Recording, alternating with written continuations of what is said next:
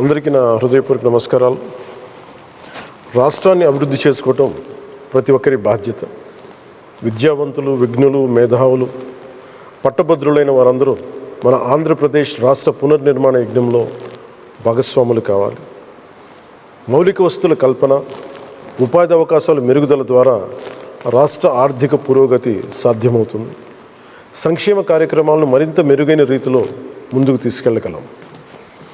సార్వత్రిక ఎన్నికల్లో కూటమికి ఎంత బలంగా నిలిచారో అదే స్ఫూర్తిని పట్టభద్రుల ఎమ్మెల్సీ ఎన్నికలను చూపి మద్దతు ఇవ్వాలని కోరుచున్నాను. ఈ నెల 27వ తేదీన జరిగే ఎమ్మెల్సీ ఎన్నికల్లో ఉమ్మడి తూర్పుగోదావరి, ఉమ్మడి పశ్చిమ గోదావరి జిల్లాల నుంచి కూటమి అభ్యర్థిగా శ్రీ పేరాబత్తుల రాజశేఖరం గారు పోటీ చేస్తున్నారు. వారికి మొదటి ప్రాధాన్యం ఓటు వేసి గెలిపించవలసిందిగా విజ్ఞప్తి చేస్తున్నారు.